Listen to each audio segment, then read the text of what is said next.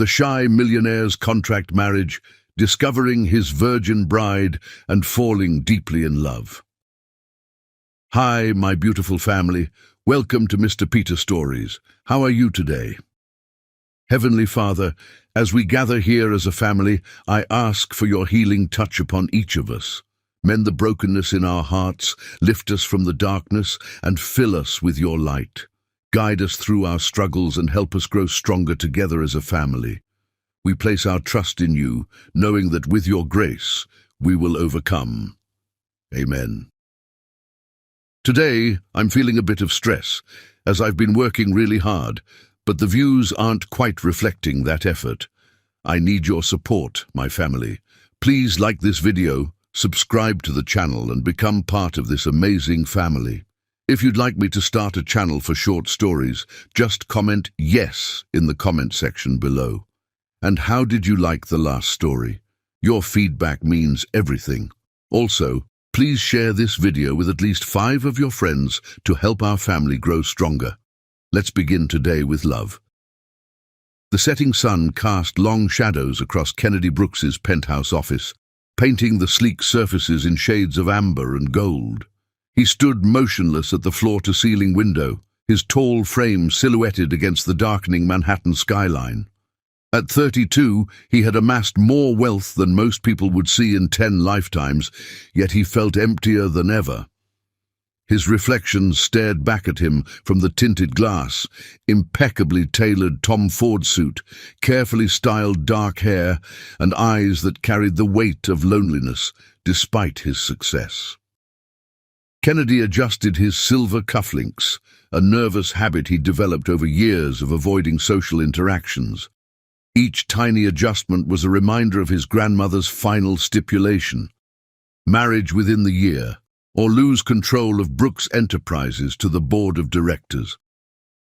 The gentle hum of his office door opening barely registered as his mind wandered through the various failed attempts at traditional dating. Each encounter had ended the same way, his social anxiety creating an impenetrable wall between him and any potential connection. Mr. Brooks! Richard Kensington's voice cut through his thoughts. The elderly lawyer had served the Brooks family for 3 decades, his silver hair and wire-rimmed glasses as much a fixture of the company as the Brooks name itself. The final draft of the marriage contract is ready for your review. Kennedy turned slowly, his movements deliberate and controlled, masking the storm of emotions beneath his composed exterior. The thick folder in Richard's hands represented his last resort, a business arrangement masquerading as marriage. "Tell me about her again," Kennedy requested softly, moving to his desk but remaining standing. His fingers traced the edge of the mahogany surface, another nervous habit that helped ground him in moments of anxiety. Richard adjusted his glasses and opened a separate file. Miss Callie Taimee, 26 years old, graduate of Columbia University, degree in literature and creative writing, currently working as a freelance editor while caring for her younger brother Devon, who requires extensive medical treatment for a rare heart condition. He paused, glancing up at Kennedy. Her background check came back spotless.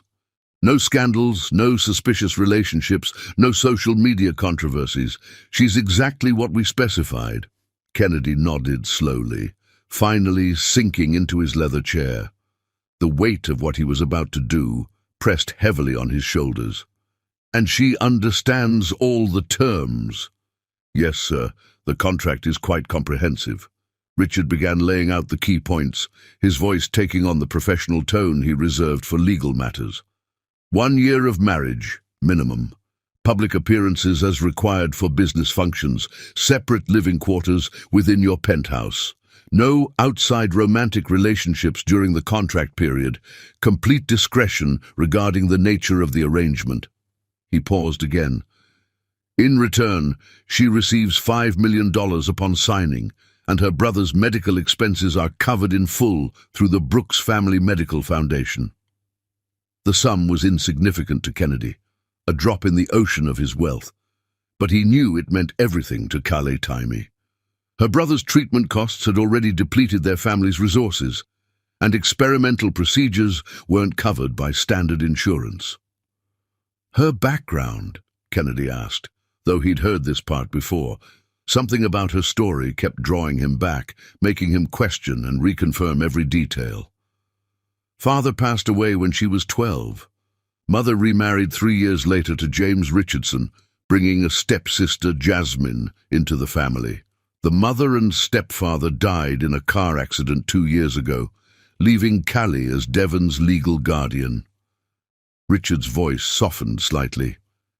She's sacrificed everything for her brother, Mr. Brooks, her writing career, her savings, even her apartment.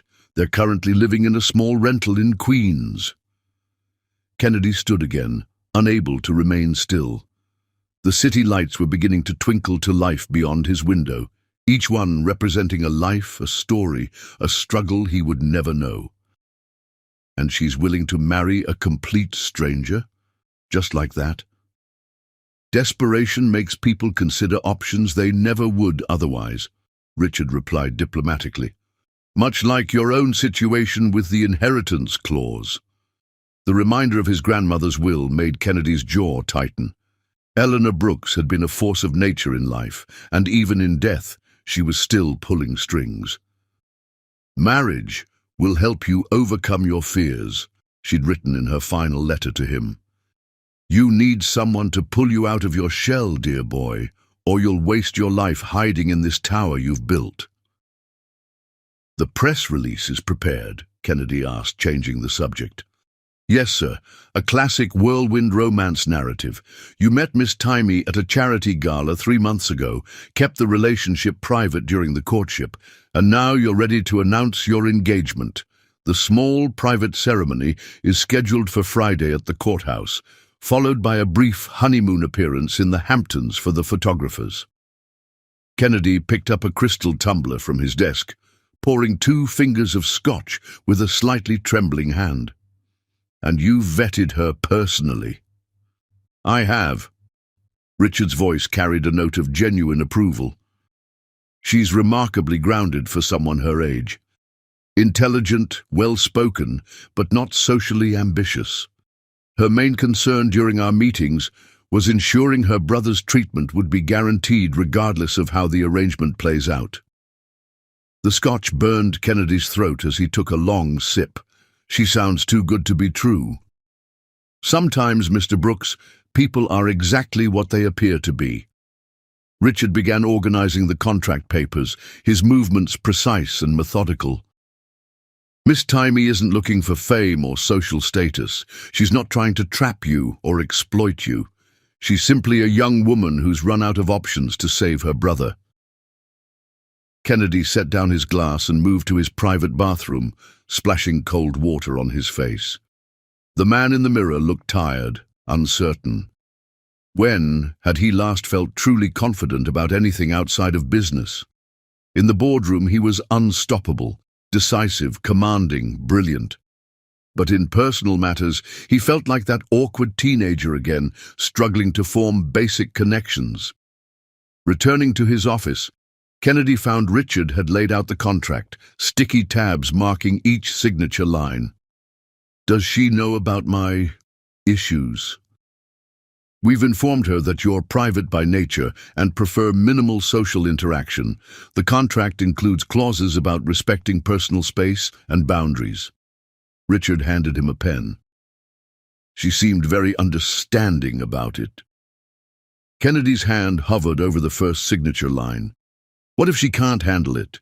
The anxiety, the panic attacks, the way I am. Then the contract has provisions for early termination, with financial compensation adjusted accordingly.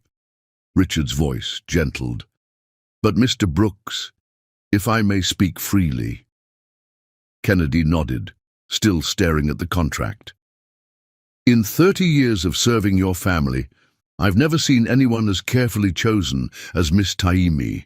The psychological profile, the background checks, the personal interviews. Everything suggests she's exactly the kind of person who might actually be good for you, contract or not. The pen felt heavy in Kennedy's hand as he signed his name on the first line. Each subsequent signature came easier, like falling down a predetermined path. When he finished, he stood back, feeling strangely light-headed. "Congratulations, Mr. Brooks," Richard said, gathering the papers. "You're officially engaged to be married." Kennedy returned to his window, watching as the last rays of sunlight disappeared behind the city's towers. In 48 hours, he would be meeting his bride for the first time at the courthouse, a woman who would share his name, his home, and his public life, all while remaining a stranger. "Send the first payment to her account," he instructed quietly, "and make sure her brother is admitted to the cardiac unit at Presbyterian first thing tomorrow. I want him receiving the best care before the ceremony." "Already arranged, sir." Richard paused at the door. "Would you like to see her photo again?" Kennedy shook his head. He'd memorized her picture from the file: warm brown skin, gentle eyes, and a smile that seemed to hold secrets. But photos couldn't tell him what he really needed to know. Could she handle his broken pieces? Would she regret tying herself to a man who could barely maintain eye contact? As Richard left, Kennedy pressed his forehead against the cool glass of his window. Far below, millions of people were living their lives, falling in and out of love, making choices that would shape their futures. He wondered what Kale Taimi was doing at this moment. Was she having second thoughts? Was she preparing herself to marry a stranger? Did she hate him for making her resort to this? His phone buzzed with a message from his assistant, reminding him about tomorrow's board meeting. Kennedy straightened his tie, pushed his personal thoughts aside, and turned back to his desk. He had 48 hours until his life would change forever. Until then, he would do what he did best: work until exhaustion dulled the anxiety churning in his stomach. The contract sat in Richard's briefcase, the ink still drying on the signatures that would bind two strangers together. Neither Kennedy nor Kale could know that this business arrangement would unlock emotions they'd both kept carefully guarded, or that their carefully constructed facade would crumble in the face of unexpected love. The night settled over Manhattan, and in two separate parts of the city, two people lay awake, wondering about the stranger they would soon call spouse. Their paths were about to converge in ways neither could imagine, all because of a contract that would prove to be worth far more than the paper it was printed on. Chapter 2. First Sight.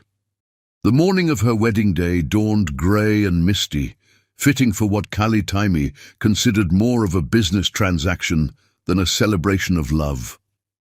She stood in the courthouse bathroom, staring at her reflection in the fluorescent lighting that did no favors for anyone. Her dark curls, usually wild and free, had been carefully pinned back into a sophisticated updo that felt foreign to her touch. The simple white dress she'd chosen hung elegantly on her athletic frame, a modest A-line design that had cost less than she'd spent on textbooks in college. It was beautiful in its simplicity, though a far cry from the wedding gown she'd dreamed of as a little girl. But then again, nothing about this day aligned with those childhood dreams. "You can do this," she whispered to her reflection, adjusting the small pearl earrings that had belonged to her mother. They were her something old, something borrowed, and something real in a day that felt increasingly surreal.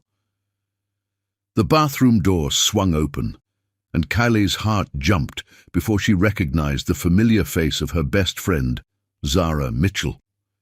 "Your future husband's lawyer just arrived," Zara announced, her dark eyes filled with concern.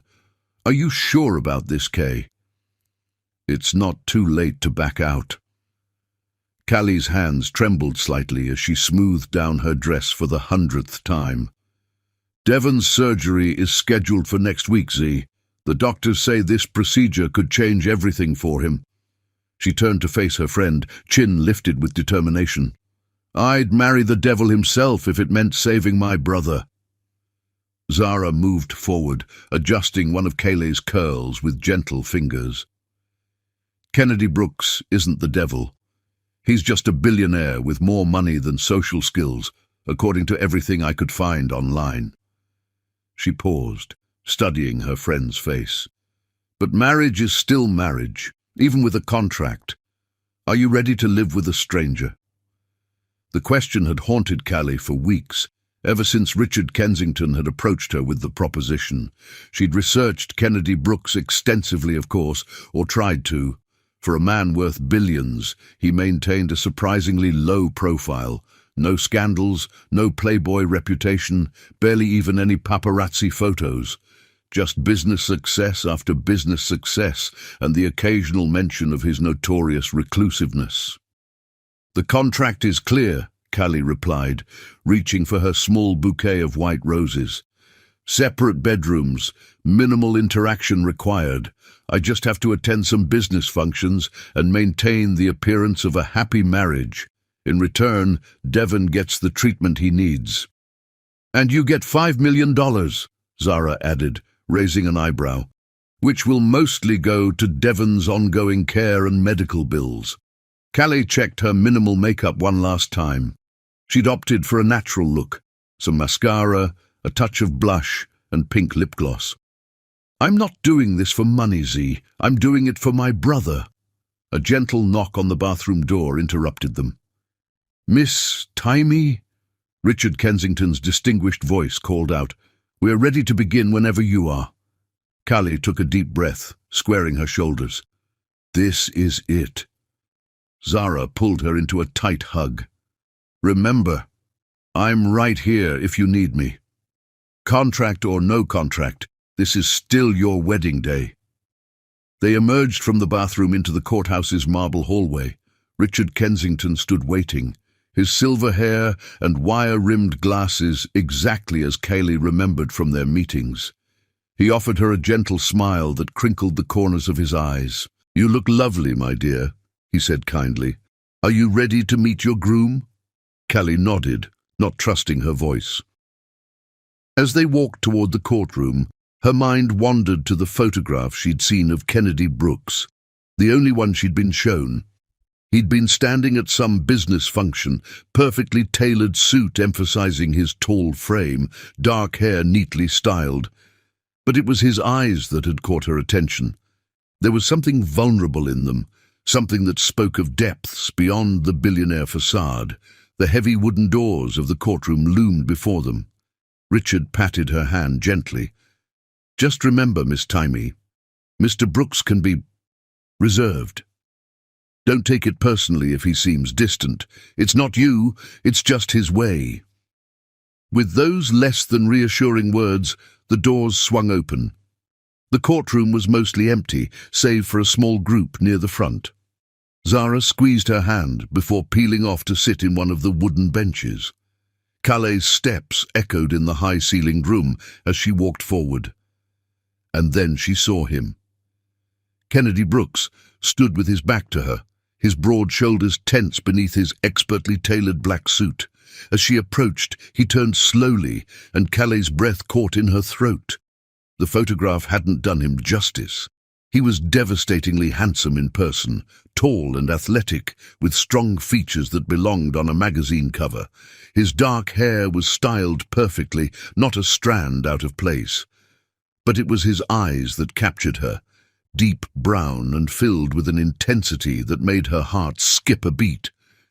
Those eyes met hers for a fraction of a second before darting away, and she saw something flash across his face.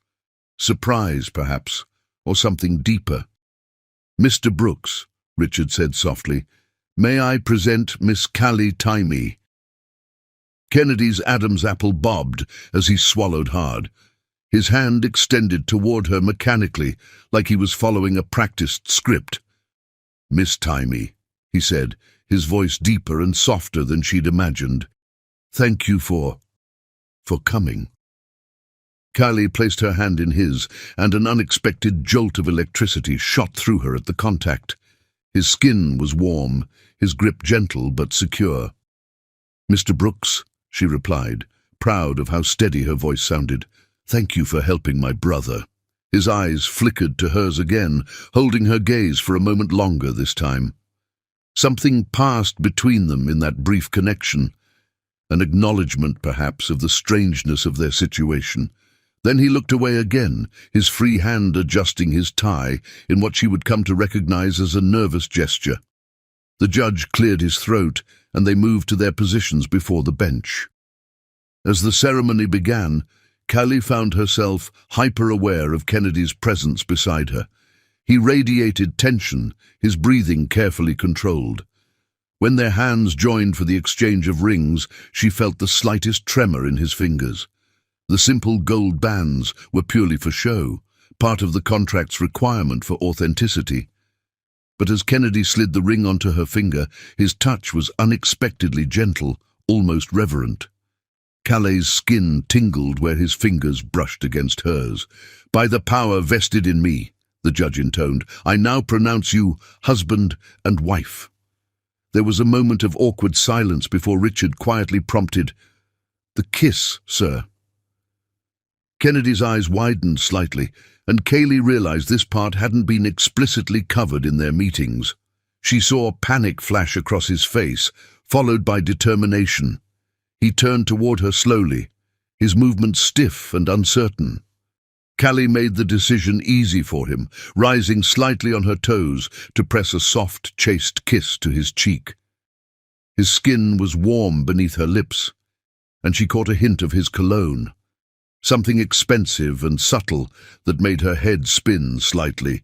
As she pulled back, their eyes met again, and this time the connection held. There was surprise in his gaze, and something else she couldn't quite read. For a moment, just a moment, the business arrangement fell away, and they were simply a man and woman, newly married, standing on the precipice of something unknown. The spell broke as Richard stepped forward with paperwork requiring signatures. Kennedy moved away quickly, his composure returning as he focused on the familiar territory of documents and legalities. But Callie noticed his hand trembling slightly as he signed his name. "Congratulations, Mr. and Mrs. Brooks," Richard announced, gathering the papers. "The car is waiting to take you to the airport. The press has been notified that you'll be honeymooning in the Hamptons." Reality crashed back in. This wasn't a real wedding, and Kennedy Brooks wasn't really her husband, not in any way that mattered. This was a business arrangement, nothing more. The ring on her finger was just a prop, the kiss on his cheek just for show. As they walked out of the courthouse, Kennedy maintained a careful distance between them, but when photographers appeared on the steps, he surprised her by placing his hand gently on the small of her back. The touch was light, barely there, but it sent shivers up her spine. "Smile," he whispered, his lips barely moving, "just for a moment." Kaylee turned her face up to him, summoning her best smile. To her surprise, Kennedy looked down at her with an expression that could almost pass for adoration. If she hadn't known better, hadn't signed the contract herself, she might have believed it was real. The cameras flashed, capturing what looked like a perfect moment between newlyweds. None of the photographers could see how Kennedy's hand trembled against her back, or how Kaylee's heart raced at his proximity. None of them knew that this marriage was built on paper and necessity, rather than love. As they slid into the waiting town car, Callie caught one last glimpse of Zara's worried face in the crowd. Her friend mouthed, "Call me," before the tinted windows cut off the outside world, leaving Callie alone with her new husband. The silence in the car was deafening. Kennedy sat as far from her as the back seat would allow, his eyes fixed firmly on the passing city streets. Kaylee studied him surreptitiously, noting the tension in his jaw, the way his fingers continually adjusted his cufflinks. "Thank you," she said softly, breaking the silence, "for everything you're doing for Devon." Kennedy's eyes flickered to her face before returning to the window. "It's part of the contract," he replied, his voice carefully neutral. But something in his tone suggested there was more he wasn't saying.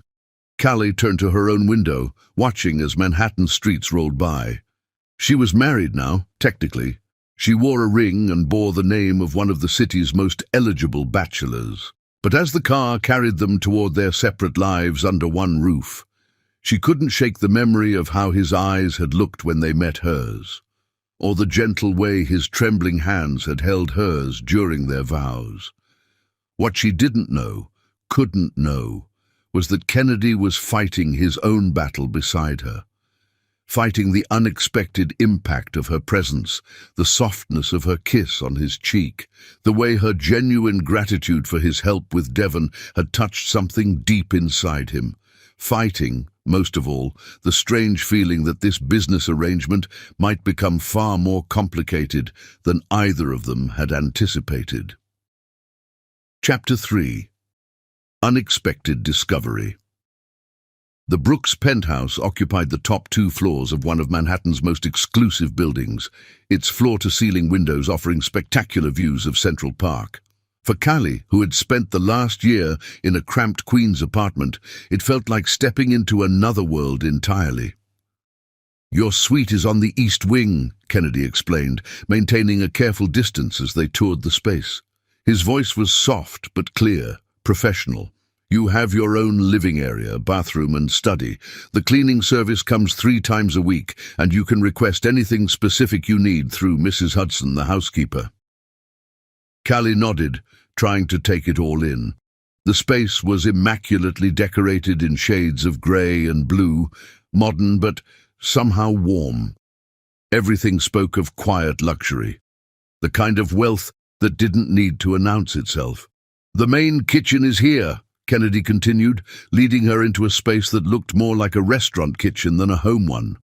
"Though there's a smaller kitchen attached to your suite, if you prefer privacy." "Do you cook?" The question slipped out before she could stop herself. It was their first real conversation since the ceremony, and she saw him tense slightly at the personal nature of the query. "No," he replied after a moment. "I usually work late. Mrs. Hudson leaves meals or I order in." He paused, adjusting his tie. "But you're welcome to use any part of the kitchen, of course. It's your home now, too." The words hung in the air between them, highlighting the strangeness of their situation. This wasn't really her home. It was just another part of their elaborate pretense. "Would you like some water?" Kennedy asked suddenly, moving toward a cabinet of elegant glasses. The flight from the courthouse was long.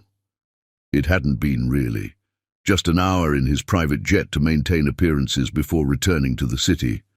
But Callie recognized the attempt at politeness for what it was. "Yes, thank you." She watched as he selected 2 crystal glasses, his movements precise and controlled. Everything about him seemed carefully measured, from his words to his gestures to the careful distance he maintained between them. The glass slipped suddenly from his grip, shattering on the marble countertop. Callie instinctively reached out to help, not seeing the sharp edge until it was too late.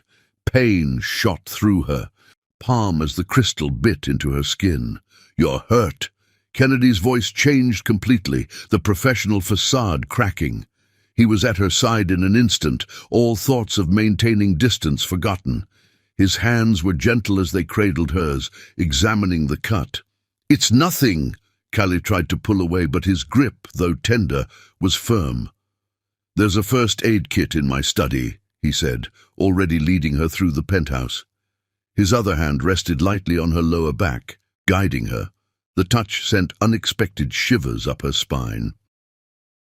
Kennedy's study was darker than the rest of the penthouse, the windows tinted to reduce glare. It smelled of leather and expensive cologne, and something uniquely him that made Callie's head spin slightly, or maybe that was the blood loss from her cut. "Sit," he instructed softly, indicating a leather armchair. His hands trembled slightly as he retrieved a comprehensive first aid kit from his desk drawer. When he knelt before her chair, Callie's breath caught in her throat. Up close, she could see the flecks of gold in his brown eyes, the slight shadow of stubble along his jaw. His cologne was stronger here, mixed with something warm and masculine that made her pulse quicken. "This might sting," he warned, carefully cleaning the cut with an antiseptic wipe. His touch was incredibly gentle, at odds with his powerful build and business persona. When she flinched slightly at the sting, his other hand squeezed hers reassuringly. The intimate silence stretched between them as he worked, cleaning and bandaging her hand with careful precision. His fingers brushed against her palm, and Callie couldn't suppress her sharp intake of breath at the contact. Kennedy froze, his eyes lifting to meet hers. Something shifted in his gaze as he registered her reaction to his touch. His thumb moved experimentally across her palm again, and this time she couldn't hide the way her body responded to the innocent contact. "You've never been with anyone before," he whispered, the realization dawning in his eyes. It wasn't a question. Callie felt heat flood her cheeks. She hadn't meant for him to know this. It wasn't relevant to their arrangement. But her body had betrayed her, responding to his gentle touch in ways she couldn't control. The contract didn't specify. She began defensively, but Kennedy cut her off with a shake of his head. No, it didn't. His voice was different now, deeper, filled with something she couldn't quite identify. His hands still held hers, though the bandaging was complete. "Why didn't you tell me?" Callie lifted her chin slightly. "It wasn't relevant to our arrangement. The contract required no scandals or relationship complications. My inexperience qualified." Kennedy stood abruptly, running a hand through his perfectly styled hair in a gesture that seemed unconscious. The movement disrupted his usual polish, making him seem suddenly more human, more accessible. Not relevant. He paced behind his desk, his composure visibly shaken. "You're agreeing to marry a stranger, to live in his home, to pretend to be his wife, and you didn't think this was relevant. Would it have changed your decision?" Calais asked quietly. "Would you have chosen someone else if you'd known?" He stopped pacing, bracing his hands on the desk. "Yes," he said finally. "Number I don't know." He looked up at her, and the vulnerability in his eyes made her heart skip. "This complicates things." "It doesn't have to." Callie stood, cradling her bandaged hand against her chest. "The contract specifies separate bedrooms, minimal interaction. My personal life, or lack thereof, doesn't affect our arrangement." "Your first time shouldn't be," he gestured vaguely between them. "This, a business transaction, a contract." "My first time isn't part of the contract at all," Callie replied firmly, though her voice shook slightly. "The marriage is in name only, remember." Kennedy moved around the desk slowly, his eyes never leaving her face. When he reached her, he lifted her bandaged hand gently, examining his work. "Does it hurt?" The double meaning in his question wasn't lost on her. "No," she whispered. "Your touch is very gentle." Something flashed in his eyes at her words, and for a moment, Callie thought he might pull her closer. Instead, he released her hand carefully and stepped back, rebuilding the professional distance between them. "You should rest," he said, his voice returning to its earlier controlled tone. "It's been a long day. Mrs. Hudson will bring dinner to your suite." Callie nodded, recognizing the dismissal, but as she turned to leave, she caught his reflection in the window, the way his eyes followed her movement, the tension in his shoulders, the way his hands gripped the edge of his desk until his knuckles turned white. At her suite, she found her belongings had already been unpacked and arranged. The space was beautiful, decorated in soft creams and blues that somehow matched her aesthetic perfectly. Another sign of Richard Kensington's thorough preparation, she supposed. Sinking onto the plush bed, Callie examined her bandaged hand. Kennedy's careful ministrations had transformed what could have been a nasty cut into little more than an inconvenience. But his touch had transformed something else entirely. The careful distance between them, the professional facade they'd both been maintaining. In the master suite across the penthouse, Kennedy Brooks stood at his window, staring unseeing at the city below. His hands still tingled from the feel of her soft skin, his mind replaying her unconscious responses to his touch. The contract had accounted for every possibility except this, the unexpected surge of protectiveness he felt, the way his carefully constructed walls had crumbled the moment he saw her blood. Neither of them slept much that night, too aware of each other's presence in the vast penthouse, too conscious of the way their carefully planned arrangement had suddenly become much more complicated. The contract hadn't prepared them for this. The unexpected chemistry, the hidden vulnerabilities, the way a simple cut could slice through their professional facades and expose the beating hearts beneath. In the darkness of her new room, Kale touched her bandaged hand to her lips, remembering the gentleness of his touch, the intensity in his eyes when he'd realized her secret.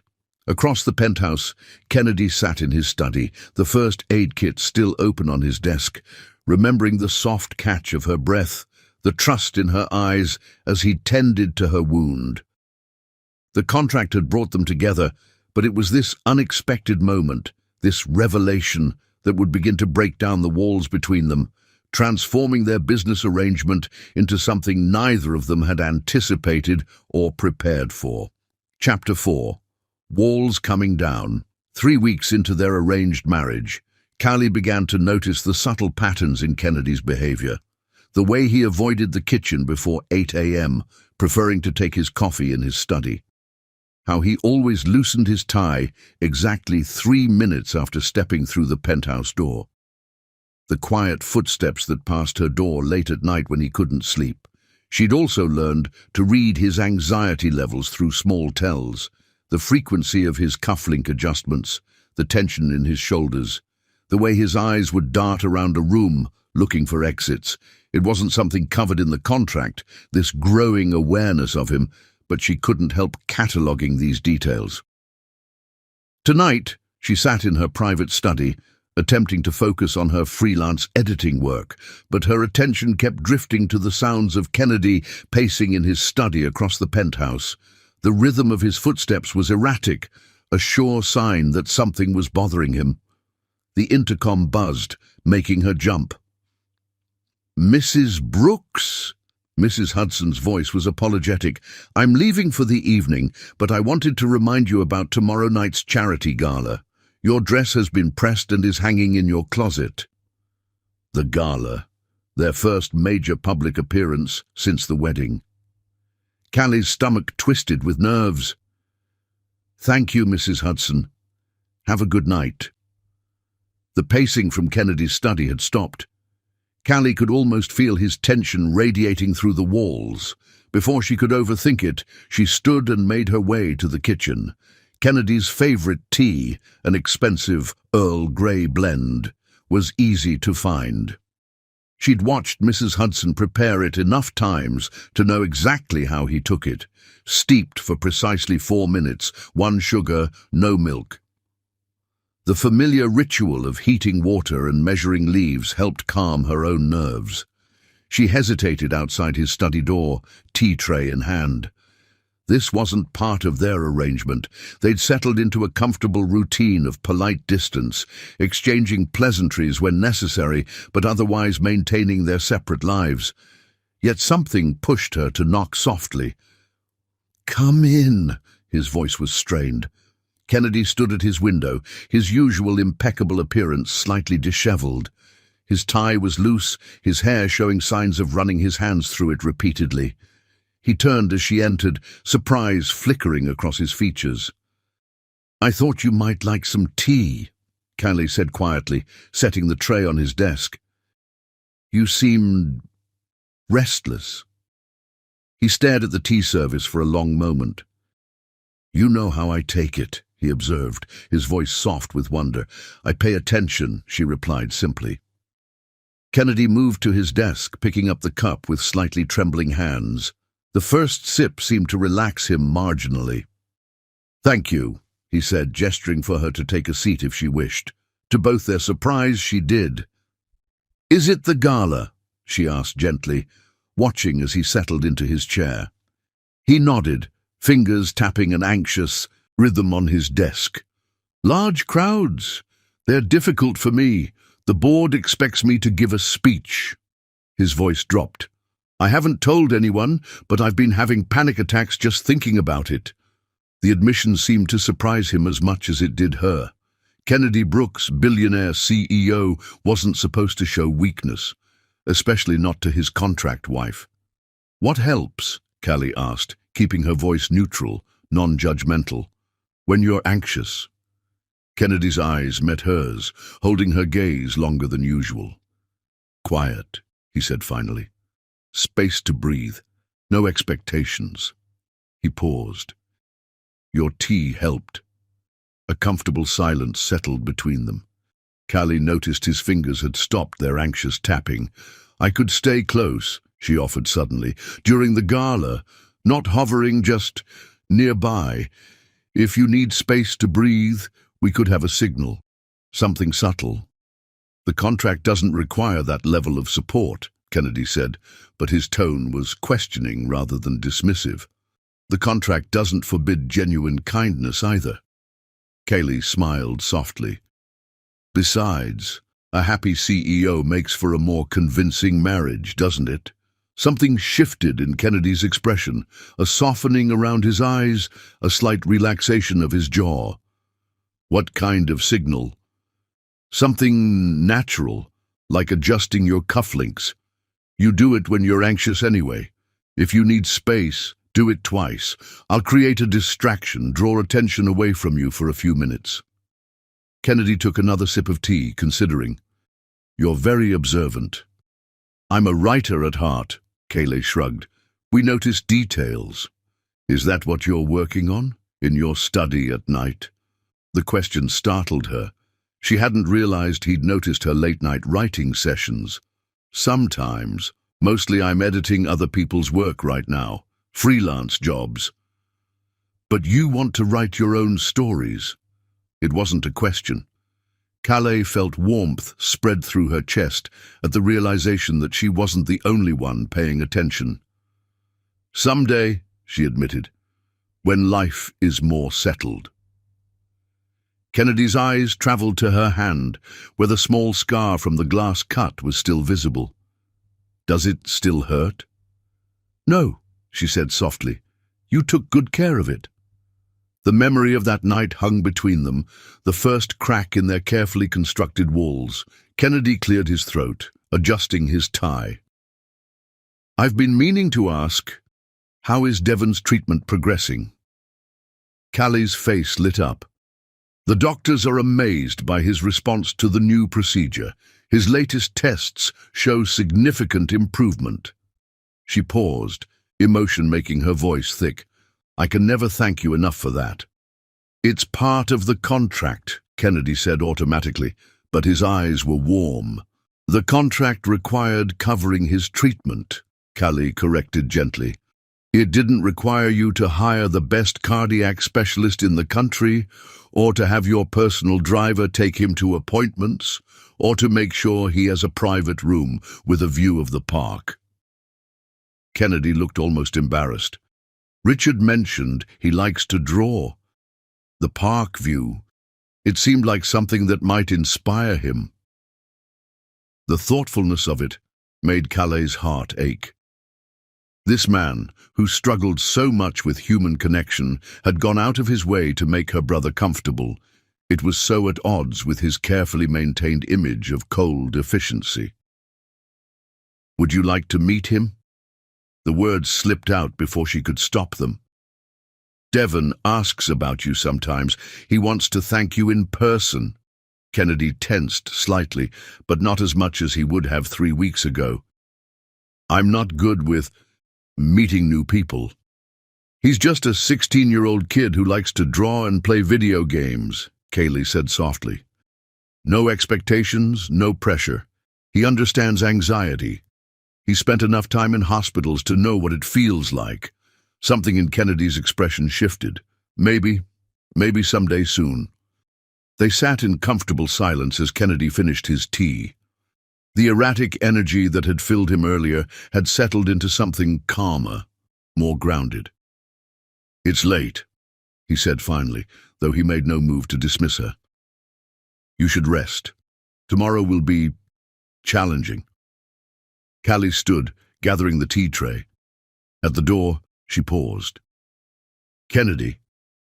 He looked up, and she noticed his eyes didn't dart away as quickly as they used to. "You're going to do fine tomorrow. Just remember to breathe. And if you need space—" "2 cufflink adjustments," he finished, offering a small but genuine smile. "Thank you, Kelly, for the tea and everything else." Back in her suite, Kaylee found herself unable to focus on work. Instead, she sat at her window, watching the city lights twinkle below.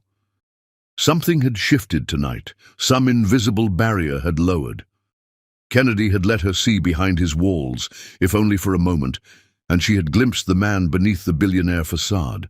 In his study, Kennedy sat at his desk long after she'd gone, the lingering scent of Earl Grey in the air. His anxiety about the gala hadn't disappeared, but it had transformed into something more manageable. The thought of Kaylee being nearby, watching for his signal, understanding his needs without judgment, it made the prospect of facing the crowd less daunting. He found himself thinking about Devon, trying to imagine meeting the boy whose life he'd helped save. 3 weeks ago, the very idea would have sent him spiraling into panic. But something was changing, slowly but surely. The walls he'd built so carefully were developing hairline cracks, and through those cracks, warmth was beginning to seep in. The contract sat in his desk drawer, its terms clear and professional, but nowhere in those carefully worded pages was there mention of shared tea in the night, of subtle signals invented out of kindness, of walls slowly crumbling beneath the weight of growing trust. As midnight approached, both Kennedy and Callie lay awake in their separate rooms, thinking about the evening's conversation. Neither could have predicted how a simple cup of tea would mark the beginning of a transformation in their relationship, from a business arrangement into something far more complex and precious. The next morning, Calais found a small package outside her door, a collection of premium writing journals and a set of elegant pens. The note simply read, "For someday. K." And in the kitchen, Kennedy discovered a detailed schedule of Devon's treatment sessions and visiting hours, left casually on the counter. No pressure, just information. Available if he ever felt ready. Small gestures, tiny cracks in their respective walls. But sometimes the strongest connections begin with the smallest breaches in our careful defenses. As they prepared separately for the challenges of the coming gala, both felt a subtle shift in the atmosphere of their shared home, less like a stage for their contractual performance, and more like a space where genuine understanding could grow. The contract had brought them together, but it was these unscripted moments that were slowly bridging the gap between arrangement and authenticity. Neither was ready to name the warmth growing between them, but they couldn't deny its presence, as steady and comforting as the scent of Earl Grey in the night. Chapter 5. First Kiss. The charity gala had been a surprising success. Kennedy's speech, delivered with Calais' steady presence nearby, had gone smoothly. Their subtle signal system had worked perfectly, allowing him moments of respite when the crowds became overwhelming. The press had eaten up their apparent devotion to each other, and even the board members had commented on how marriage seemed to be having a positive effect on their usually reclusive CEO. A week later, Callie stood in the penthouse kitchen, humming softly as she prepared dinner. After the gala, something had shifted in their dynamic. Kennedy had started taking occasional meals with her instead of in his study. Their conversations, while still careful, had grown more natural. She'd even caught him smiling, really smiling, when she'd made a particularly bad pun over breakfast. Tonight, she was attempting his favorite pasta dish, one she'd coaxed the recipe for out of Mrs. Hudson. The housekeeper had been delighted by Callie's interest in Kennedy's preferences, sharing little details that helped her understand her contract husband better. Like how he always read poetry late at night when he couldn't sleep, or how he'd never missed sending flowers to his grandmother's grave on her birthday. Thunder rumbled outside as she stirred the sauce, tasting it carefully.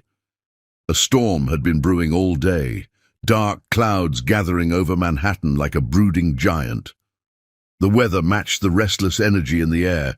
Something had been building between them since the gala, an unspoken tension that neither was ready to acknowledge. The elevator chimed, announcing Kennedy's return from the office. Callie heard his familiar footsteps, followed by the routine loosening of his tie, but instead of heading to his study, he appeared in the kitchen doorway. "You're cooking," he observed, his voice carrying a note of surprise and something else. Pleasure, maybe. "I thought we could have dinner together," Kaylee said, trying to keep her tone casual. "Unless you have work." "No, Kennedy moved further into the kitchen, drawn by the aromatic sauce. "Is that your favorite? Mrs. Hudson might have mentioned it." Kaylee smiled, stirring the pasta. "I hope I'm doing it justice." Kennedy came closer, peering into the pot. He was still in his suit, his hair slightly damp from the rain outside. Standing this close, Callie could smell his cologne mixed with the fresh scent of rain. It was intoxicating. "It smells perfect," he said softly, and she wasn't sure if he was still talking about the food. A flash of lightning illuminated the kitchen, followed immediately by a deafening crack of thunder. The lights flickered once, twice, and then plunged them into darkness. "Don't move!" Kennedy's voice came from right beside her. "There are candles in the drawer to your left." Callie reached out carefully, her hand brushing against his in the darkness. The contact sent electricity through her that had nothing to do with the storm. She heard his sharp intake of breath, felt him step slightly closer instead of away. Another flash of lightning revealed his face inches from hers, his eyes intense in the brief illumination. In the darkness that followed, she was acutely aware of his presence, the heat radiating from his body, the sound of his slightly uneven breathing. "The drawer," he reminded her, his voice husky. Callie forced herself to focus, finding the drawer and the candles within. Kennedy's phone flashlight clicked on, providing enough light for her to locate matches. Together, they lit several candles, placing them around the kitchen. The warm glow created an intimate atmosphere, casting soft shadows on the walls. "The pasta's probably ruined," Callie sighed, looking at the now silent electric stove. "We can save it." Kennedy moved to the cabinets, retrieving a portable gas burner he kept for emergencies. His efficiency in crisis was oddly attractive. They worked together in the candlelight, saving what they could of the meal. Kennedy's usual careful distance had evaporated in the emergency, his movements synchronized with hers as they navigated the kitchen. Every accidental touch, every brush of arms or fingers sent sparks through both of them. "There," Kylie said finally, setting 2 plates on the kitchen island.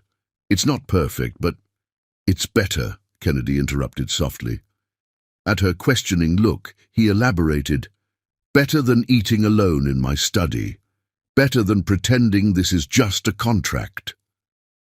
The words hung in the candlelit air between them. Callie's heart thundered louder than the storm outside. "Kennedy!" "I think I'm falling for you," he admitted, his voice barely a whisper. In the flickering light, she could see the vulnerability in his eyes, the fear of rejection warring with something deeper, something that had been growing since that first night he'd bandaged her hand. Callie stepped closer, drawn by the raw honesty in his voice. "The contract?" "Forget the contract." Kennedy's hand rose to cup her cheek, his touch feather-light, giving her every chance to pull away. "Tell me you don't feel this too." Instead of answering, Callie lifted her face to his. Their first real kiss was soft, tentative, a question asked in the language of touch. Kennedy's lips were warm against hers, gentle but insistent. His other hand found her waist, drawing her closer as the kiss deepened. Time seemed to stop in that candlelit kitchen. The storm raged outside, but in their own little bubble of warmth and light, nothing existed except the feeling of finally giving in to what had been building between them. When they finally broke apart, both breathless, Kennedy rested his forehead against hers. "I've wanted to do that since the day you brought me tea," he confessed. "Why didn't you?" "Fear," he admitted. "Fear of complicating things, of ruining the arrangement, of not being enough." His thumb traced her cheekbone. "Fear of how much I want this to be real." "It is real," Kaylee whispered, her hands sliding up his chest to rest over his racing heart. "The contract might have brought us together, but this, what's growing between us, this is real." Kennedy's kiss this time was deeper, more confident. His arms wrapped around her fully, pulling her against him as though he could erase every carefully maintained inch of space that had separated them these past weeks. Callie melted into him, her fingers tangling in his hair, destroying its perfect styling. A particularly loud crack of thunder made them jump apart, laughing breathlessly. The pasta sat forgotten on the counter, probably getting cold, but neither cared. "Stay," Kennedy said softly, still holding her close. "Not because of the contract, not because you have to. Stay because you want to." "I want to," Callie assured him, reaching up to touch his face. "I've been falling for you too, you know. The real you, not the billionaire CEO, but the man who takes such gentle care of everyone around him, even when it terrifies him." The lights flickered back on suddenly, harsh after the intimate candlelight. But instead of stepping away, rebuilding their careful walls, Kennedy reached over and flipped the switch, plunging them back into the warm glow of candles. They ate their slightly overcooked pasta by candlelight, talking softly about everything and nothing. Kennedy told her about his grandmother, about growing up with social anxiety in a world that demanded constant performance. Kaylee shared stories about Devon, about her dreams of writing, about the loneliness of being responsible for everyone else's happiness. When Kennedy's phone buzzed with a message about the power outage being fully resolved, neither moved to restore the bright lights. Instead, they cleared the dishes together, moving in perfect synchronization, stealing kisses between tasks. Later, as they sat on the kitchen floor sharing a pint of emergency ice cream before it could melt, Kaylee realized something. "You haven't adjusted your cufflinks once tonight," she observed. "No anxiety." Kennedy looked surprised, then thoughtful. "I feel calm," he said wonderingly. "With you, I don't need to pretend or perform. You see me, all of me, and you're still here." "Always," Callie promised, leaning in to kiss a spot of chocolate from the corner of his mouth. The storm outside began to fade, but the electricity between them only grew stronger. Every touch, every kiss, every shared smile was another brick removed from the walls they'd built around their hearts. The contract that had brought them together lay forgotten in Kennedy's desk drawer, its clinical terms overshadowed by the reality of genuine feelings, of trust freely given and love slowly blooming in the candlelight. As midnight approached, they finally moved to the living room, curled together on the sofa. Kennedy read poetry to her in the dim light, his voice soft and intimate. Kaylee's head rested on his chest, her fingers intertwined with his, their wedding rings catching the candlelight. "What happens now?" she asked during a pause between poems. Kennedy's free hand stroked her hair gently. "Now, we write our own story," he said. "No contracts, no pretense, just us, figuring it out together." The candles burned low, casting dancing shadows on the walls. Outside, the storm had passed, leaving behind a cleaned and refreshed city. Inside, two people who had entered into marriage as strangers found themselves falling asleep in each other's arms, their hearts beating in sync, their futures suddenly bright with possibilities neither had dared to imagine. The contract had specified separate bedrooms and minimal interaction. It hadn't accounted for power outages or candle-lit dinners or the way love could grow in the most unexpected places. As Kennedy and Kaylee drifted off to sleep, both knew that everything had changed. Their arrangement had transformed into something real, something precious, something worth fighting for. And in the morning, when Mrs. Hudson arrived to find them asleep on the sofa, surrounded by melted candles and poetry books, she simply smiled and quietly closed the door, giving them a few more moments in their newfound paradise. Chapter 6. Hidden Threats. Jasmine Taimi's Manhattan apartment was everything Kaylee's old Queens rental hadn't been: sleek, modern, and purchased with their stepfather's insurance money. She stood at her floor-to-ceiling windows, manicured nails tapping against a crystal wine glass as she scrolled through the latest society page on her tablet. There they were again, Kennedy and Kaylee Brooks, the city's new favorite power couple. The article gushed about their appearance at last night's museum gala, praising Kaylee's grace and Kennedy's obvious devotion to his new wife. The photos showed them in intimate moments, Kennedy's hand protectively at Kaylee's back, Kaylee leaning up to whisper something that made him smile, their fingers intertwined as they walked the red carpet. Jasmine's grip tightened on her wine glass until her knuckles went white. It should have been her. She was the pretty one, the social one, the one who'd spent years cultivating the right connections and attending the right parties. How dare her bookworm stepsister land New York's most eligible bachelor? "It's not fair," she muttered, setting down her empty glass with more force than necessary. The sound echoed in her expensively furnished but empty apartment.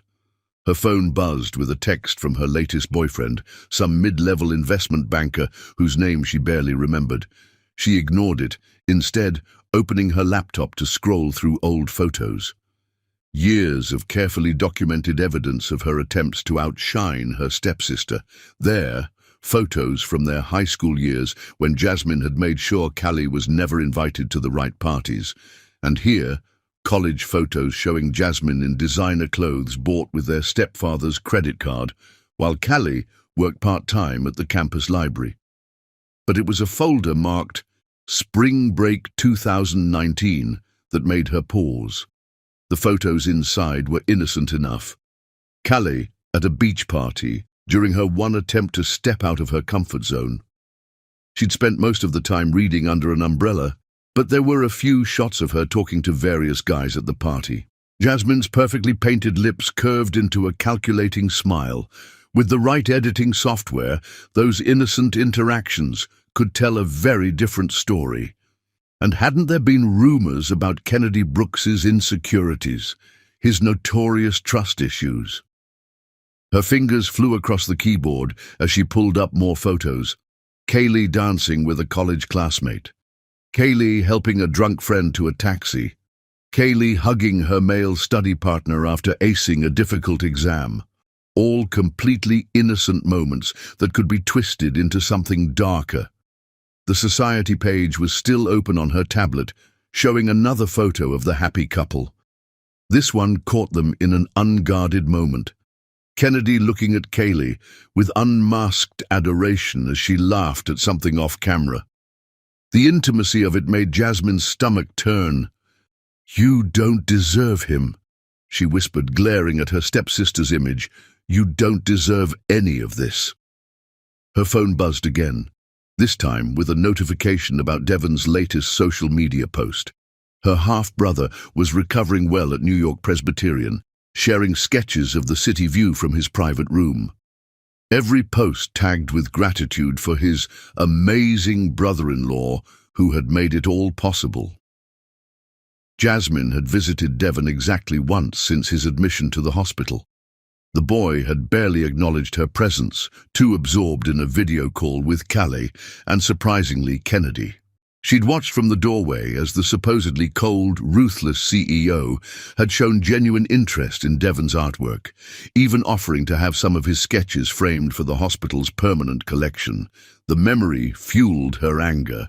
Perfect Kaylee with her perfect new husband and their perfect little family unit. It was sickening.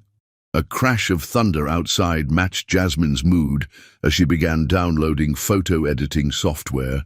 She'd always been better than Kali at technology, a fact she'd proven in high school when she'd hacked her stepsister's social media accounts to decline party invitations. "Let's see how your fairy tale holds up to a little reality check," she murmured, opening the first photo for editing. Hours passed as Jasmine worked, carefully manipulating timestamps and metadata. The beach party photos were the easiest to alter, darkening lighting here, cropping suggestively there, changing the timestamps to suggest a pattern of behavior. She paid particular attention to the details, knowing that any scrutiny would have to withstand initial investigation. Her phone buzzed continuously throughout the night, the investment banker, probably wondering why she'd stood him up for dinner. She ignored it, too focused on her task.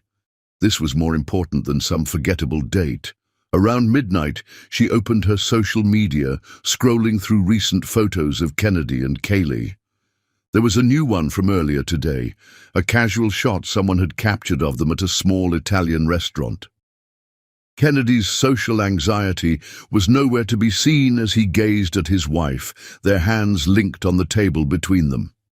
The caption read, "Brooks Industries CEO Kennedy Brooks and wife Kaylee enjoying a quiet dinner at Giorgio's. Sources say the usually reserved businessman has completely opened up since his marriage.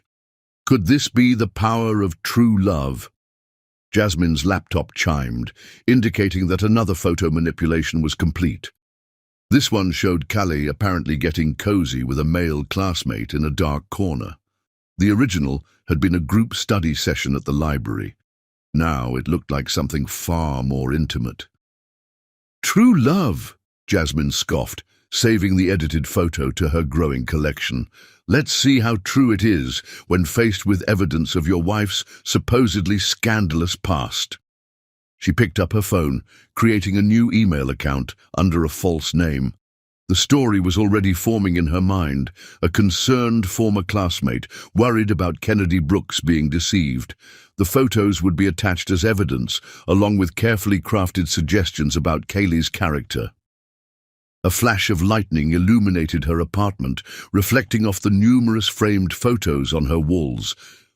All of them showed Jasmine at her best, at charity events, at exclusive parties, always perfectly posed and dressed. But in none of them did she wear the genuine smile that came so naturally to her stepsister. Her finger hesitated over the send button as another photo of Kennedy and Callie appeared on her social media feed. This one was clearly candid, them walking in Central Park, Kennedy's suit jacket draped over Callie's shoulders, both laughing at some private joke. They looked happy, real. For a moment, doubt crept in.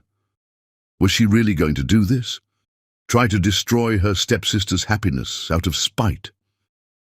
Then she remembered their high school graduation, how their stepfather had beamed with pride during Kaylee's valedictorian speech while barely acknowledging Jasmine's presence. She remembered college, how Callie had earned a full scholarship while Jasmine had to rely on their stepfather's money. She remembered every time Callie had been praised for her intelligence, her kindness, her responsibility, while Jasmine was criticized for her spending habits and social climbing. The doubt vanished, replaced by cold determination. Callie had always been the good one, the perfect daughter, the caring sister. Now she had the perfect husband and the perfect life too. It wasn't fair. Jasmine's finger pressed send before she could reconsider. The email with its damning attachments disappeared into cyberspace, its destination set to Kennedy Brooks's private email address, acquired through careful manipulation of one of her investment banker conquests. "Checkmate, dear sister," she whispered, closing her laptop with a satisfied smile. Outside, the storm intensified, but Jasmine felt only calm. She'd struck the first blow in what would become her masterpiece of revenge. Let Callie try to explain away these photos. Let her try to maintain Kennedy's trust when faced with evidence of a hidden past. The perfect marriage would crumble, the fairy tale would end, and Jasmine would be there to watch it all fall apart. Maybe then, finally, she'd stop feeling like she was living in her stepsister's shadow. What Jasmine couldn't know was that true love, once found, isn't so easily destroyed. The seeds of destruction she'd planted would take root, but they would ultimately strengthen rather than break the bond between Kennedy and Kaylee. Her revenge would backfire in ways she couldn't imagine, bringing to light not Kaylee's non-existent scandals, but Jasmine's own deep-seated bitterness and jealousy. But for now, she sat in her expensive apartment, sipping wine and imagining the chaos her email would cause. Tomorrow, she would watch the dramatic unfolding of her plan from a safe distance, savoring every moment of her stepsister's impending downfall. The storm raged on outside, a fitting backdrop to the darkness of Jasmine's plotting. Somewhere across the city, Kennedy and Callie slept peacefully in each other's arms, unaware that their happiness had become the target of a jealous stepsister's revenge. The contract that had brought them together was about to face its greatest test, not from their own doubts or fears, but from the carefully crafted lies of someone determined to tear them apart. The question wasn't just whether their love could survive the storm, but whether it would emerge stronger for having weathered it. Chapter 7. The storm breaks. The city lights blurred through Kennedy's office windows as he stared at his computer screen, fighting a war between his heart and his deepest insecurities. The email had arrived 6 hours ago, and he hadn't moved since, letting doubt slowly poison everything he thought he knew about love and trust. Subject: the truth about Calais Taimi. The photos filled his screen, dozens of them, each carefully chosen to inflict maximum damage. Calais at parties, in clubs, with different men. The timestamps showed 3 years ago, each image accompanied by detailed descriptions and location data. His security team had spent hours verifying the metadata, and everything appeared authentic. But something felt wrong. Kennedy kept returning to one particular image, Calais supposedly leaving a hotel room, looking disheveled. His fingers traced her figure on the screen, remembering how she'd trembled at his first gentle touch during their marriage, how genuine her inexperience had been. The woman in these photos seemed like a stranger wearing his wife's face. Mr. Brooks, Marcus Chen, his head of cybersecurity, appeared in the doorway. "The preliminary analysis is ready." Kennedy nodded, his throat too tight for words. Marcus laid out the report, pointing to key findings. The timestamps check out, location data matches, no obvious signs of manipulation in the metadata.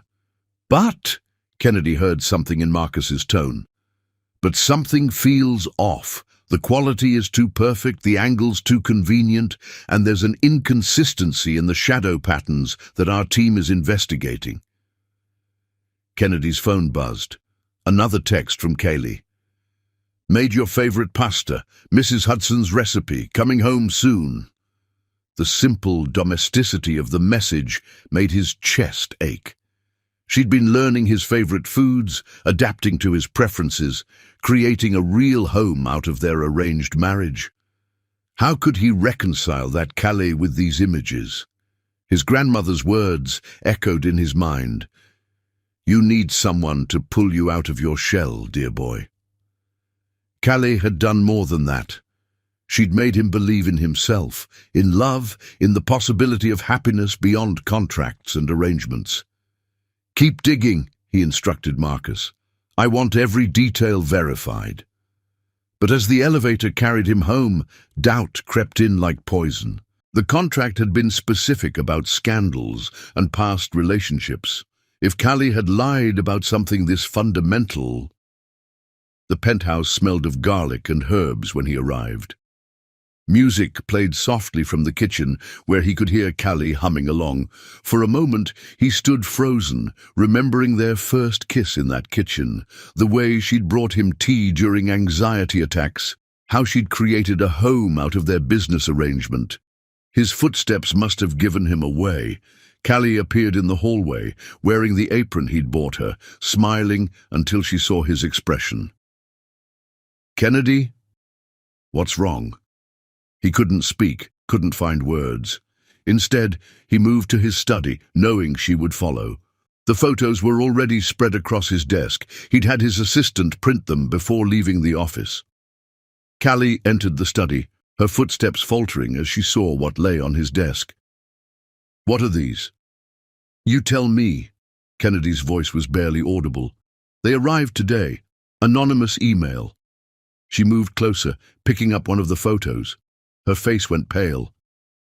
"These are fake," she said immediately, her voice shaking.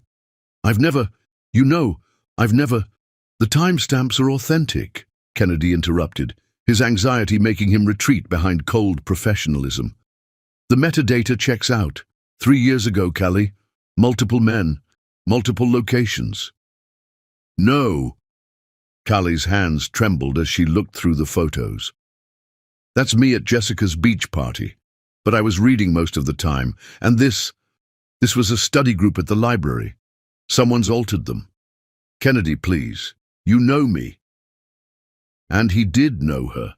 Knew how she took her coffee, how she read poetry late at night, how she'd never pushed him beyond his comfort zone. Knew the genuine way she'd responded to his touch, the honest vulnerability she'd shown him, but his anxiety was screaming louder than his heart, making him fall back on the safety of legal terms. "The contract specified no scandals," he said, his voice cold to mask the pain. "No complications that could damage the Brooks name." Callie's head snapped up, hurt flashing across her face. "The contract? Is that what this is about? Not trust, not love, but a contract. Was any of it real?" Kennedy asked, unable to meet her eyes. The innocence, the inexperience, was it all part of some elaborate plan? "How dare you?" Callie's voice broke. "After everything we've shared, everything we've built, how dare you believe some anonymous email over me?" She reached for him, but Kennedy stepped back, his walls slamming into place. He couldn't let her touch him, couldn't risk falling back under her spell until he knew the truth. "I need time," he said, turning to the window. "I need to think." "No," Callie's voice was firm despite her tears. "What you need is to trust me. Look at me, Kennedy, really look at me, and tell me you believe I could do this." He turned, forcing himself to meet her gaze. Her eyes were filled with tears, but also with fierce determination. For a moment, his doubts wavered. "I love you," she said softly. "I have never lied to you. Not about my past, not about my feelings, not about anything. Someone is trying to destroy us, and you're letting them." Kennedy's hands clenched at his sides. "The photos can be faked." Callie grabbed one of the prints. "Look at this one. It's supposed to be me leaving a hotel room, right? Look at my left arm. I have a scar there from a childhood accident. It's not in this photo, because whoever edited it didn't know about it." Kennedy took the photo, examining it closely. She was right. The distinctive scar he'd noticed their first night together was missing. "And this one," Callie continued, her voice stronger now. "The timestamp says June 2019. I was in the hospital with Devon that entire month after his first surgery. Check the records. They're all in the Brooks Foundation files." His phone buzzed, Marcus calling. Kennedy answered mechanically. "Sir," Marcus's voice was urgent, "we found something. The shadow anomalies. They're consistent with professional photo manipulation. Someone edited these images extensively and then artificially aged the metadata to make them appear authentic." Kennedy's heart stopped. "How sure are you?" 100%. We're tracing the email origin now, but, sir, these photos are definitely fake. Professionally altered, but fake. The phone slipped from Kennedy's grip. He looked at Kaylee, really looked at her, and saw the truth he should have trusted from the beginning. But it was too late. She was already moving toward the door, wiping tears from her cheeks. "You should have trusted me," she said quietly. "The man I fell in love with, the one who reads me poetry at midnight and brings me coffee every morning, he would have trusted me." "Calais, please." "I'll be at Devon's," she cut him off. "When you remember who we are to each other, who we really are, not what some contract says we should be, you know where to find me." The door closed behind her with a soft click that felt louder than a slam. Kennedy sank into his chair, surrounded by the lies that had nearly destroyed everything he held dear. His phone buzzed again, Richard Kensington calling with news that would reveal Jasmine's involvement, but at that moment, none of it mattered. He had let his insecurities poison the most beautiful thing in his life, had chosen doubt over trust, fear over love, contracts over connection. And now, watching the love of his life walk away, Kennedy Brooks realized that sometimes the greatest threats to happiness come not from external forces, but from our own inability to believe in something greater than our fears. Chapter 8. Betrayal Unveiled. The Brooks Industries cybersecurity team worked through the night, their offices illuminated by the glow of multiple monitors. Kennedy hadn't left since Callie's departure, his suit jacket discarded, tie loose as he watched them work. Every few minutes, his hand would reach for his phone, wanting to call her, but stopping himself. He needed proof first, needed to be able to show her exactly how wrong he'd been. "Mr. Brooks," Marcus Chen, the head of cybersecurity, called him over. "We've managed to recover the original images. Watch this." On the screen, Marcus played a time-lapse reconstruction of one of the photos. The image of Kaylee supposedly leaving a hotel room transformed backwards, the disheveled appearance smoothing out, the hotel background resolving into a university library, the suggestive pose becoming an innocent moment of her carrying books. "The manipulation was professional," Marcus explained, "but they left traces. Every edit creates a digital fingerprint, no matter how careful you are. We found hundreds of manipulated elements across the photos." Kennedy's hands gripped the back of Marcus's chair. "And you're certain about the source?" "Yes, sir.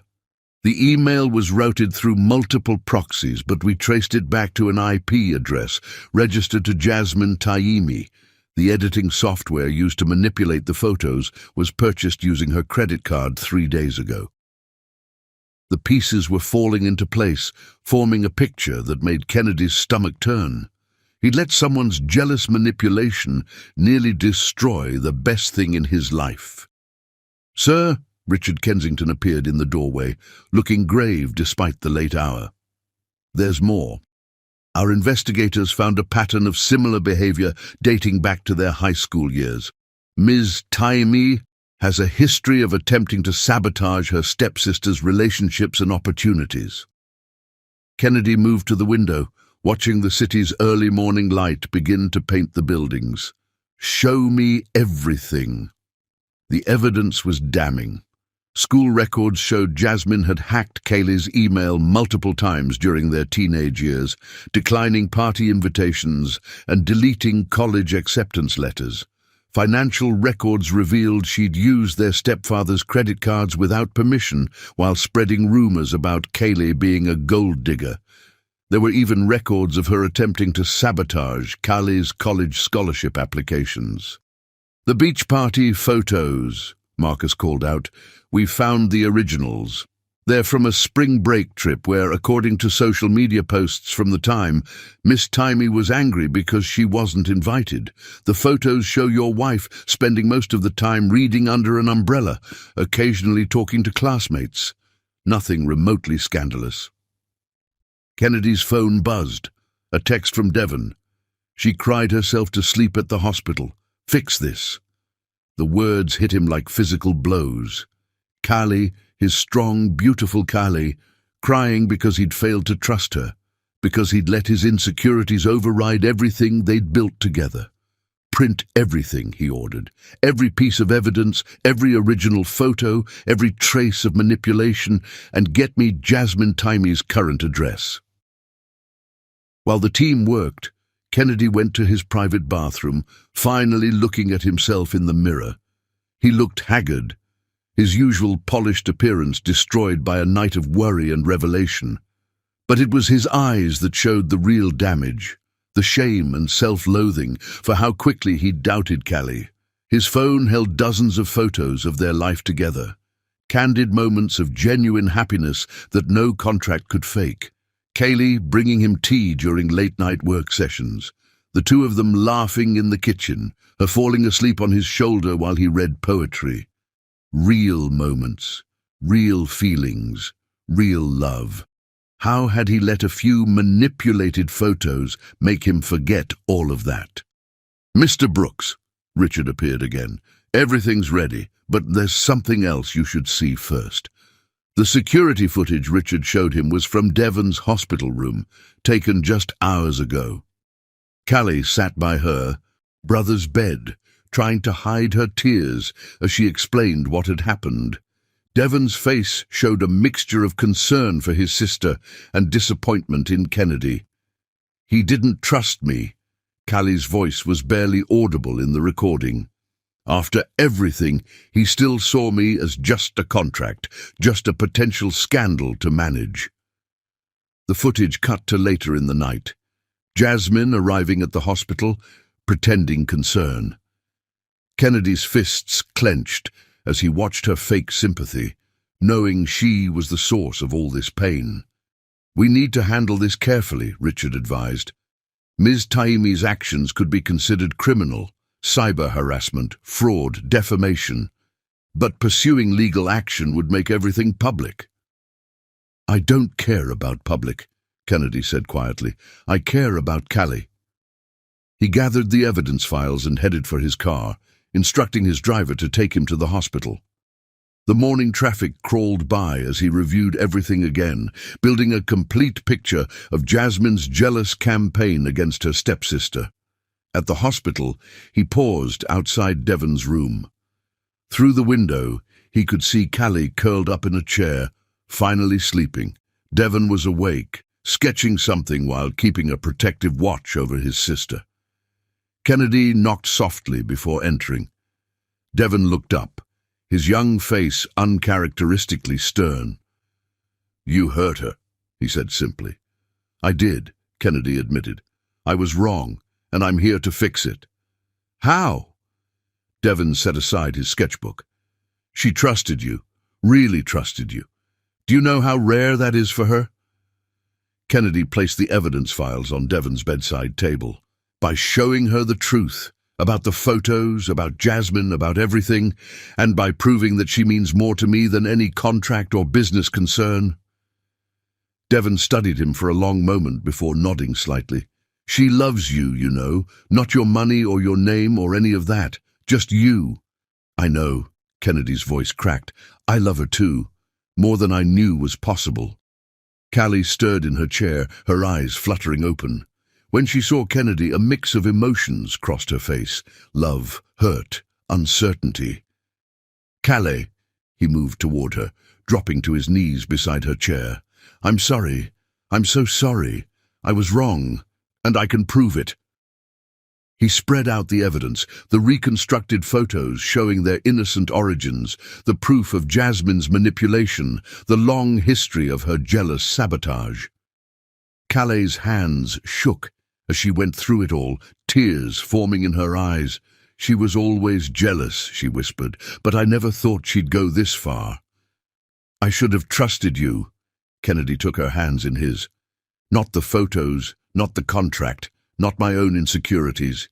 You, the woman who brings me tea when I'm anxious, who understands my silence, who loves me despite all my broken pieces." Callie's fingers tightened around his. "I was so hurt that you could think." "I know. I let my fears override my heart. But Callie, what we have, it's more than any contract could ever encompass. It's real and precious, and I almost lost it because I forgot to trust in that reality. Devon quietly wheeled himself to the other side of the room, giving them privacy while still maintaining his protective presence. "I love you," Kennedy continued, his voice raw with emotion. "Not because of a contract or an arrangement, but because you make me better. You make me want to be better. Please give me the chance to prove that to you every day for the rest of our lives." Callie looked at the evidence again, particularly the reconstruction of the beach photos. "She really went to all this trouble just to hurt me? She couldn't stand seeing you happy," Kennedy explained. "But we don't have to let her win. We don't have to let anyone or anything come between us again." Callie's free hand came up to cup his cheek, her touch so gentle it made his heart ache. "Promise me," she whispered. "Promise me you'll trust in us, in what we've built together." "I promise." Kennedy turned his face to kiss her palm. "No more contracts, no more doubts. Just us, just love, just truth." From his corner, Devon smiled slightly, returning to his sketching. The morning sun streamed through the hospital windows, painting the room in warm light as Kennedy and Callie began the process of healing, of rebuilding the trust that had been shaken but not broken. Outside the hospital room, unnoticed by any of them, Jasmine stood watching through the window. Her carefully crafted plan had failed, her manipulation exposed. But as she turned to leave, her phone already out to warn her lawyer, she didn't realize that her actions had ultimately strengthened the very relationship she'd tried to destroy. The contract that had brought Kennedy and Callie together lay forgotten in his study, its terms meaningless in the face of their real commitment to each other. Love, they were learning, couldn't be bound by paper or threatened by lies. It lived in trust, in forgiveness, in the choice to believe in each other despite all evidence to the contrary. And in that hospital room, surrounded by proof of betrayal but choosing to focus on love, Kennedy and Callie found their way back to each other, stronger for having weathered the storm, more committed for having faced their fears, more in love for having chosen trust over doubt. Chapter 9. Too late. The penthouse felt cavernous in its emptiness, each room echoing with memories of what they'd built together. Kennedy stood in Callie's study, surrounded by the life she'd carefully crafted here. Books arranged by genre and color, sticky notes marking favorite passages, half-finished manuscripts scattered across her desk. The legal papers in his hand felt heavy. Jasmine's actions had warranted criminal charges, cyber harassment, fraud, defamation. The Brooks Industries legal team had built an airtight case against her. But when they'd gone to serve the papers, they'd found her apartment empty, a hastily booked flight to Monaco her last trace. That should have been the end of it. They had proven the photos were fake, exposed Jasmine's jealous manipulation, cleared Callie's name completely. Kennedy had apologized, had promised to trust her, had chosen love over doubt. But something fundamental had broken between them. It wasn't that Callie hadn't forgiven him. She had, with the same grace she showed in everything. She'd understood his reaction to the photos, acknowledged how convincing Jasmine's manipulation had been. But in the days that followed, something had changed in her eyes when he mentioned the contract or their arrangement.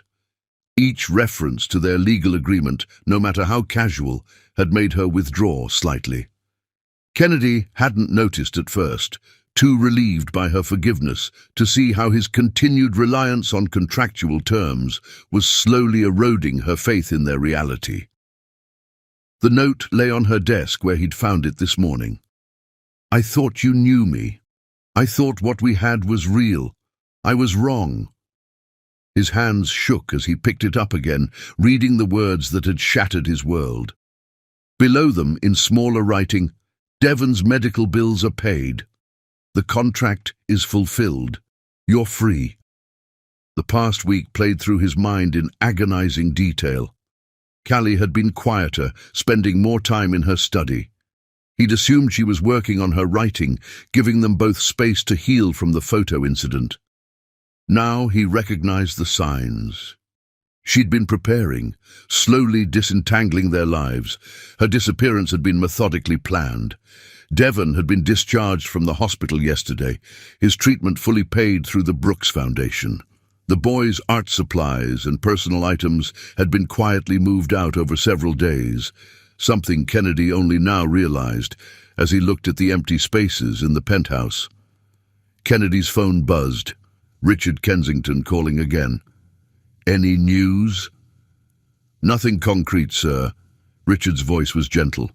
"Her credit cards haven't been used since last week. Her phone is turned off. The private investigators are checking every hotel in the city, but she's too smart for that," Kennedy finished. He knew Kayleigh well enough to know that if she wanted to disappear, she would do it thoroughly. "Sir," Richard hesitated, "the board is asking about the situation. Given the terms of your grandmother's will—" "I don't care about the will," Kennedy snapped.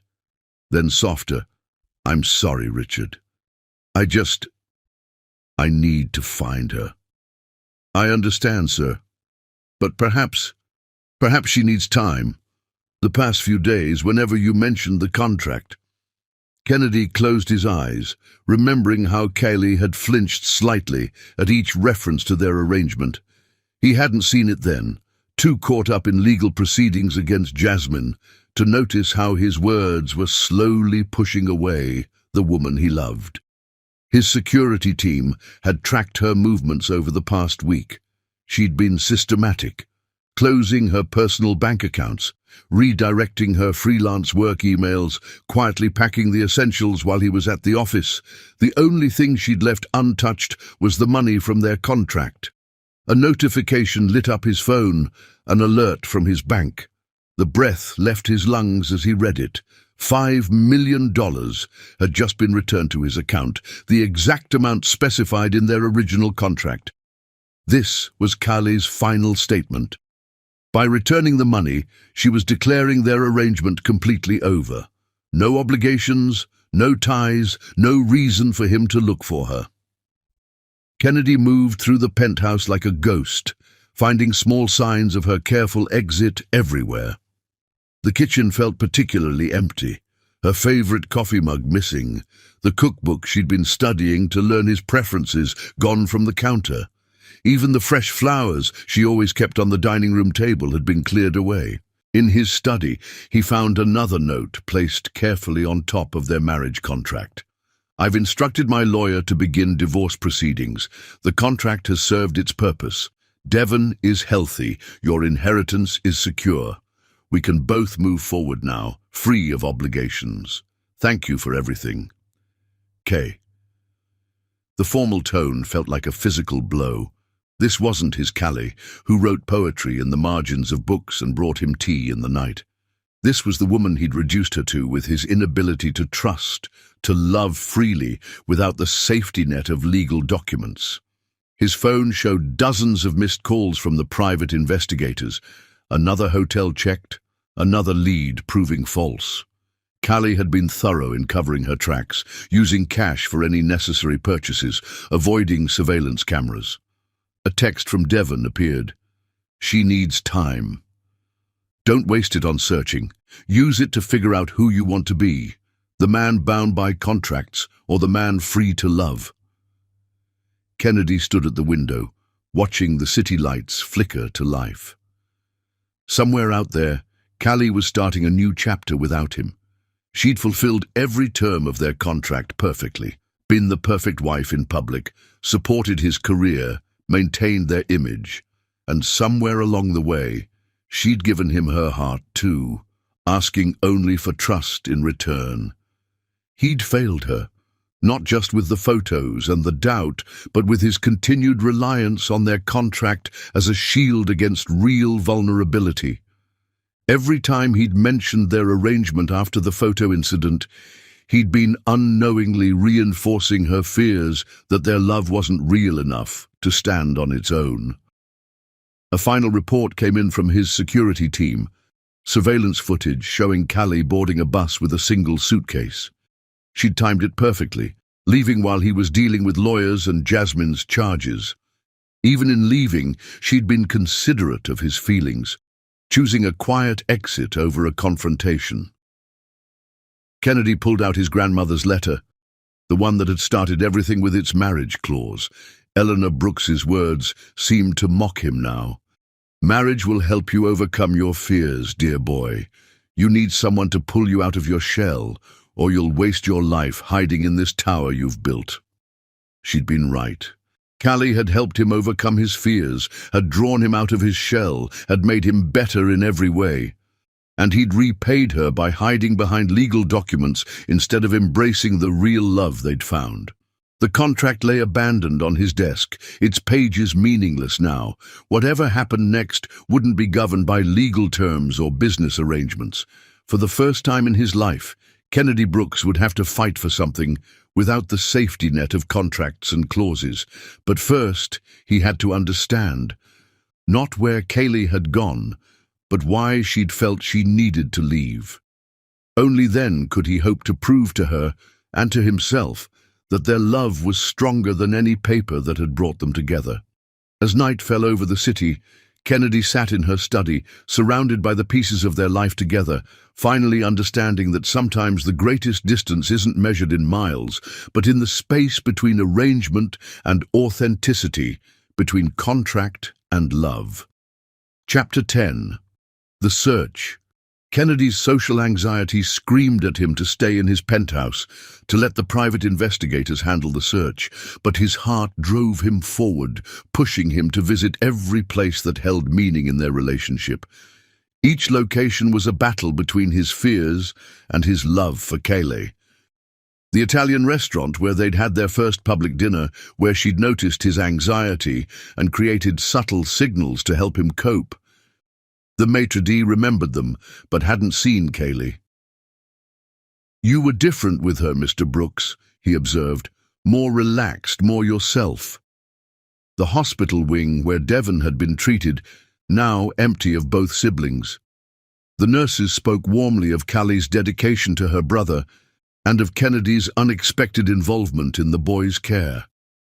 "She made you human to us," one nurse said quietly. "Not just a name on a donation plaque."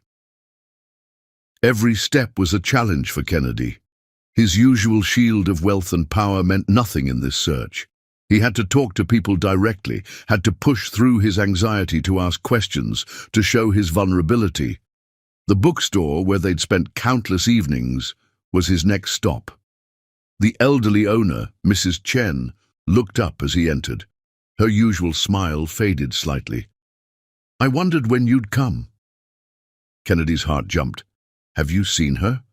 "No," Mrs. Chen came around the counter. "But I know, Callie. This place, it means something to both of you." She led him to their usual corner, where two worn armchairs sat facing each other. On the small table between them lay a familiar book of poetry, the same collection they'd been reading the night of their first kiss. "She was here yesterday," Mrs. Chen admitted. "Left this for safekeeping. Said someone might come looking for it." Kennedy's hands shook as he opened the book. Inside, Callie's neat handwriting filled the margins with notes and reactions, but it was the last page that caught his attention. A new entry, dated yesterday. "Love isn't found in contracts or clauses, but in the spaces between words, in the trust that fills silences, in the courage to believe in something that can't be legally bound. I thought we had found that space between arrangement and authenticity. I thought we had built something real in the shadows of our pretense. Maybe I was wrong. Or maybe, sometimes, being right isn't enough." "She loves you," Mrs. Chen said softly. "That's why this hurts her so much." Kennedy sank into his usual chair, the book clutched to his chest. "I let my fears override my heart. I kept clinging to the contract instead of embracing what we'd really become." "Then stop clinging," Mrs. Chen's voice was firm. The Calais I know doesn't need grand gestures or legal documents. She needs truth, trust, and the courage to love without guarantees. A memory struck Kennedy, something Calais had said weeks ago about her writing dreams. When life is more settled, she'd said. But there had been something else, something about a special place where she did her best work. His phone was out before he could second-guess himself, dialing Devon's number. The boy answered on the first ring. "Took you long enough to remember." The writing spot she mentioned. Kennedy's voice was urgent. "The one where she goes to think, to create. Where is it?" Devon was quiet for a moment.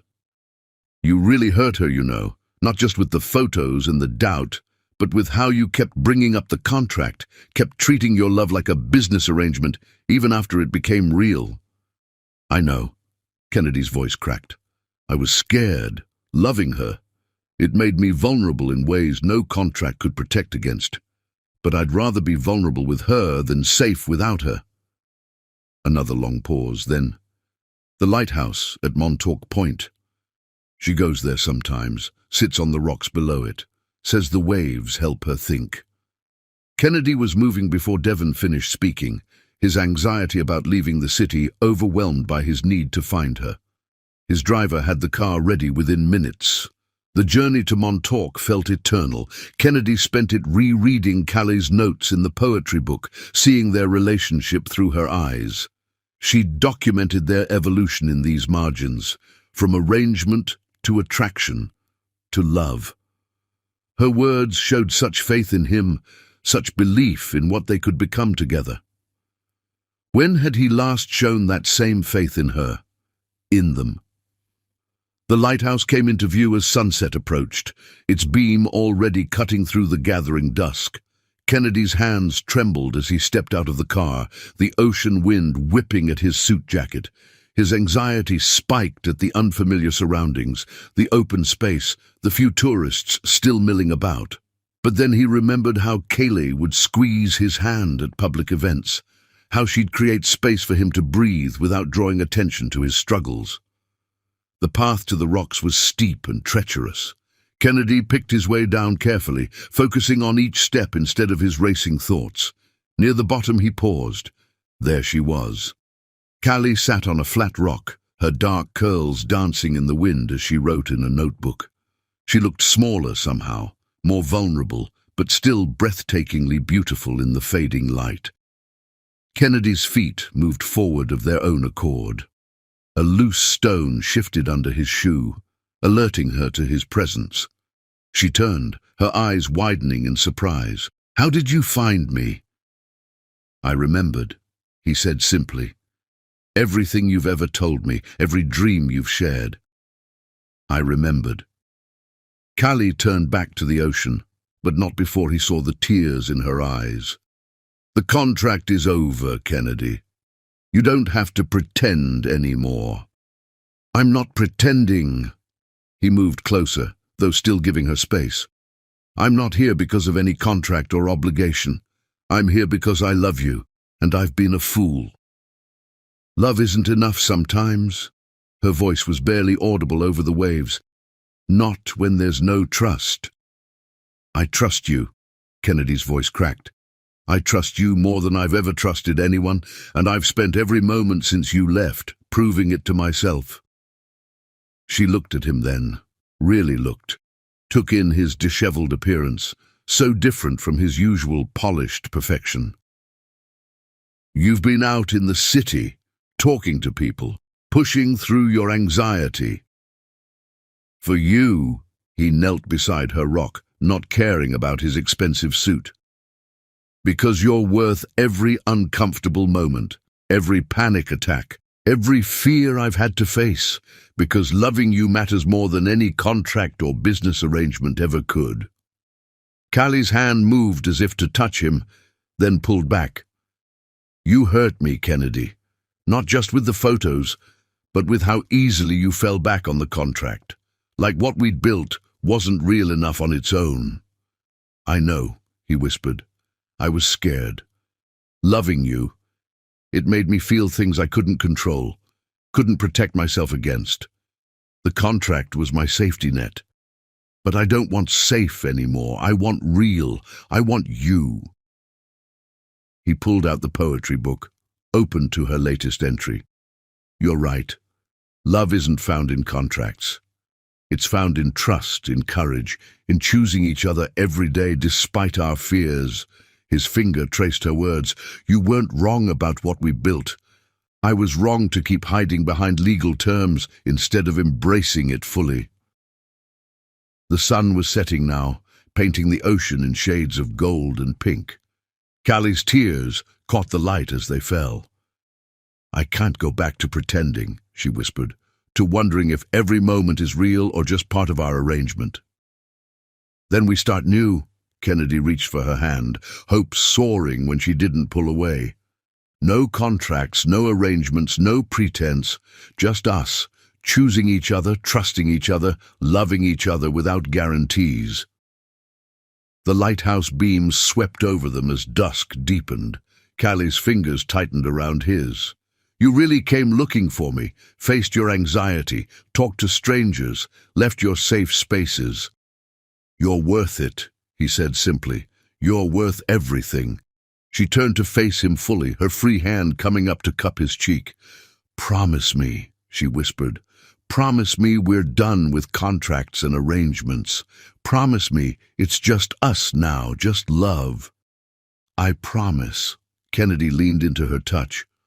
The only arrangement I want is spending my life proving that to you. The kiss they shared then was different from any before, not bound by contracts or clouded by doubts, but free and real and full of promise. The waves crashed below them, the lighthouse beams swept overhead, and two hearts that had found their way through arrangement to love finally beat in perfect sync. Chapter 11. Found.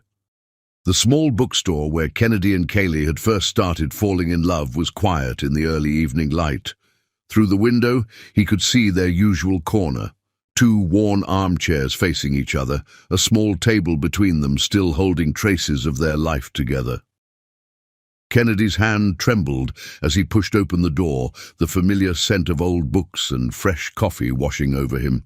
Mrs. Chen looked up from her counter, her eyes softening with understanding as she saw him.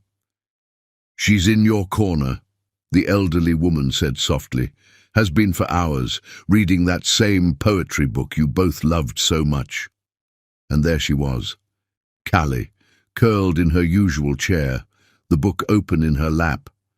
She looked smaller somehow, more vulnerable, but still breathtakingly beautiful. Her dark curls had escaped their pins, falling around her face as she bent over the pages. Kennedy's feet carried him forward before his anxiety could stop him. The floorboard creaked under his step, making Callie look up. Their eyes met, and time seemed to freeze. I'm sorry, he said, his voice raw with emotion. I let my fears override my heart. I kept clinging to the contract instead of trusting in us, in what we'd built together. Callie's fingers tightened on the book. It hurt, she whispered. Not just the doubt about the photos, but how easily you fell back on legal terms instead of believing in our love. I know. Kennedy moved closer, dropping to his knees beside her chair. I've spent every moment since you left facing my fears, pushing through my anxiety, proving to myself that you mean more than any contract ever could. Mrs. Chen quietly dimmed the store lights and flipped the closed sign, giving them privacy in their corner.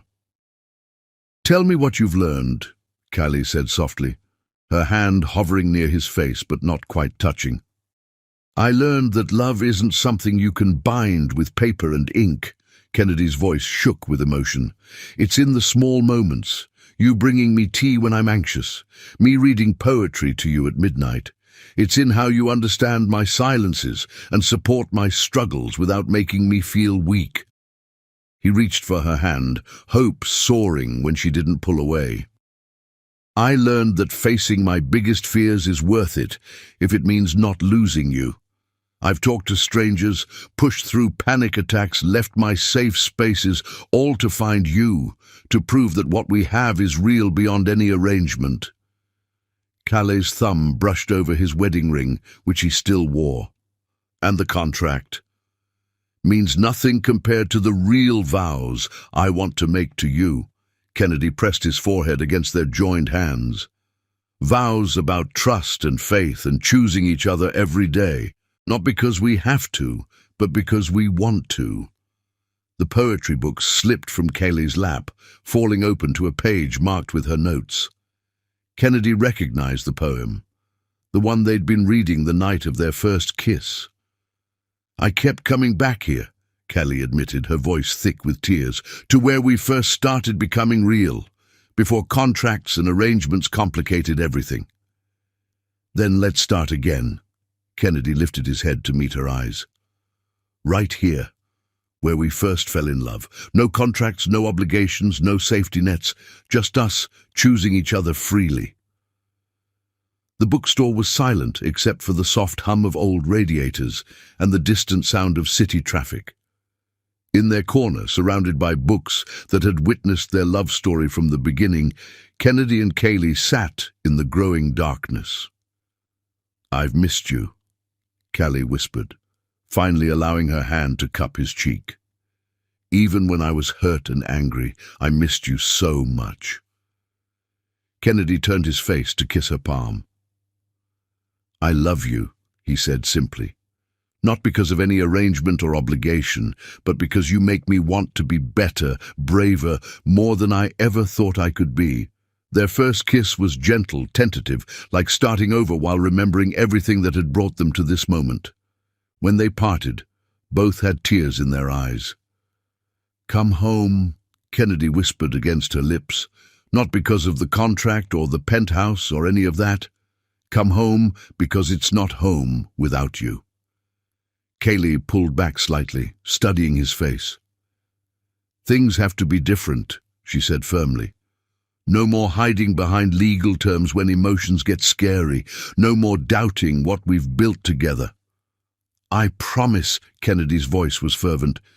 "Every day I'll choose trust over fear, love over safety, us over everything." From her counter, Mrs. Chen watched with a knowing smile as the couple stood together, their bodies naturally gravitating toward each other as if pulled by an invisible force. "The contract that brought us together," Kennedy said as they prepared to leave. "It gave me the greatest gift of my life, the chance to know you, to love you. But what we've built since then, that's ours alone, more real than any legal document could ever be." Callie reached up to straighten his tie, a gesture so familiar it made both their hearts ache. "Take me home," she whispered. The drive back to the penthouse was quiet, their hands linked on the seat between them. Each understood that this wasn't just a reunion, but a new beginning, a chance to build something purely on love and trust, without the safety net of contracts and arrangements. When they entered the penthouse, Kennedy led Callie to his study. The contract lay on his desk where she'd left it. Without hesitation, he picked it up and fed it through the shredder. "No more barriers," he said softly. "No more hiding behind legal terms. Just us, just love, just truth." Callie pulled him close, resting her head over his heart. "Read to me," she requested, "like you used to, before everything got complicated." They settled into their familiar position on the study's leather couch. Callie curled against Kennedy's side as he opened the poetry book they'd brought from the store. His voice, steady now without any trace of anxiety, filled the room with words of love and devotion. Outside, Manhattan's lights twinkled like stars, witnessing this new chapter in their story. The contract that had brought them together was gone, but what remained was stronger. A love built on choice rather than obligation, on trust rather than terms, on the courage to be vulnerable rather than the safety of legal bindings. As midnight approached, Kennedy and Callie remained wrapped in each other's arms, their hearts beating in sync, their future stretching before them bright with possibilities. They had found each other through a contract, but they had chosen to stay together through love. And in the end, that choice made all the difference. Chapter 12. Real Love. Their second wedding was nothing like their first. Instead of the sterile courthouse, they chose the bookstore where their love had first bloomed. Mrs. Chen had transformed the space into an intimate haven, with twinkling lights strung between the bookshelves and flowers adorning their special corner. Kennedy stood among the books that had witnessed their journey, no trace of anxiety in his stance. His eyes never left the entrance, waiting for the moment Callie would appear. Devon sat in the front row, fully recovered and beaming, his sketchbook open to a drawing of the happy couple. When Callie appeared between the bookshelves, Kennedy's breath caught. She wore a simple white dress, her dark curls adorned with small flowers, but it was her smile that transformed her into something ethereal. This wasn't the nervous bride from their first wedding. This was a woman deeply in love, walking toward her future with absolute certainty. Their eyes met and held as she moved toward him. No carefully maintained distance now, no professional facade.